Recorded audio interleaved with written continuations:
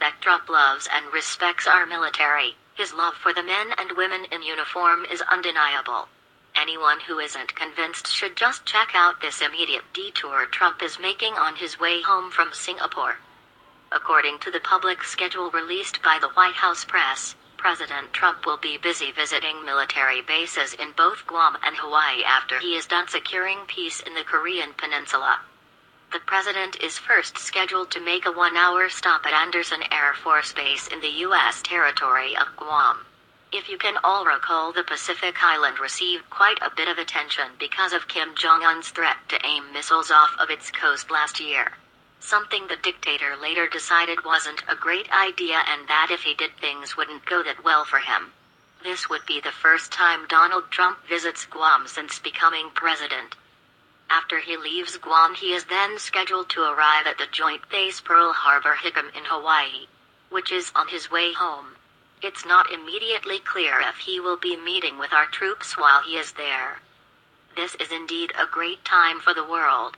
Although President Trump is meeting with Kim Jong-un, the left-wingers are already taking him to task over this move by saying it's already a loss for the U.S. to attend this meeting. Although President Trump is returning with a signed contract which promises North Korea will give up its nukes. Here is more on this meeting via Fox News. President Trump and North Korean leader Kim Jong-un signed a document on Tuesday stating that Pyongyang would work toward complete denuclearization of the Korean Peninsula, a historic concession, which was one of the requirements the U.S. sought at the summit in Singapore. The historic agreement came after the two leaders held several meetings throughout the day. Trump was asked by a reporter if Kim agreed to denuclearize and he said, "We are starting that process very quickly." Trump did not refer to the document as a treaty or agreement. Trump said at a press conference that he will be ending joint military exercises between the United States and South Korea. He also said Kim agreed to destroy a major missile testing site, but did not offer specific details. The joint declaration states that the U.S. has committed to providing security guarantees to Pyongyang. It's unclear exactly what Trump has promised Kim in terms of security.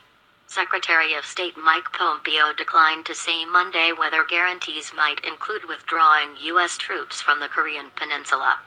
Colonel Chad G. Carroll, U.S. Forces Korea spokesman, said there has been no updated guidance on execution or cessation of training exercises. "We will continue with our current military posture until we receive updated guidance from the Department of Defense and/or Indo-Pacific Command," Carroll said.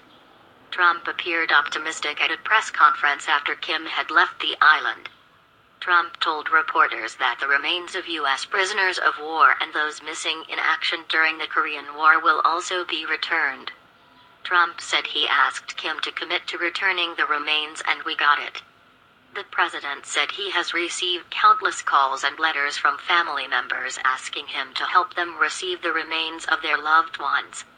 A reporter asked Trump if he would be willing to invite Kim to the White House and he responded, "Absolutely I would." Trump was asked by reporters in Singapore during his final appearance with Kim on Tuesday what surprised him most during their meetings. Trump said Kim has a great personality and is very smart. Good combination. Trump raised some eyebrows when he said he learned Kim is a very talented man and loves his country very much.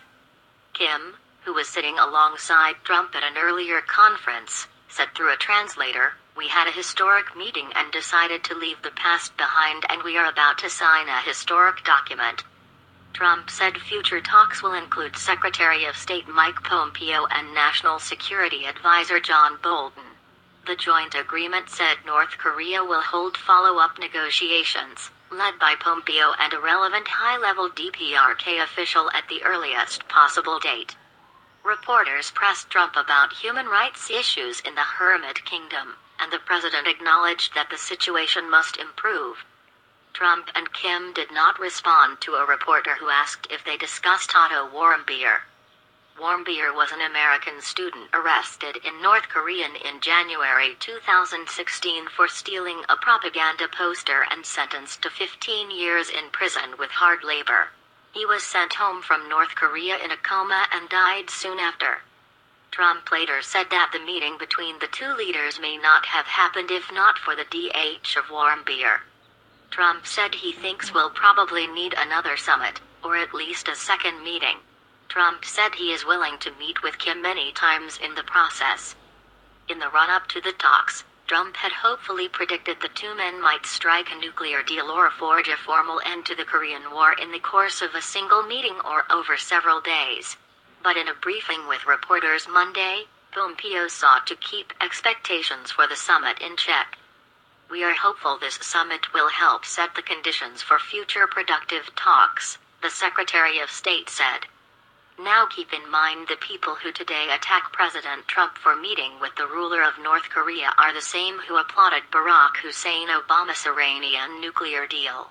Maybe they just want us to cut a huge check for a lasting peace like Obama did.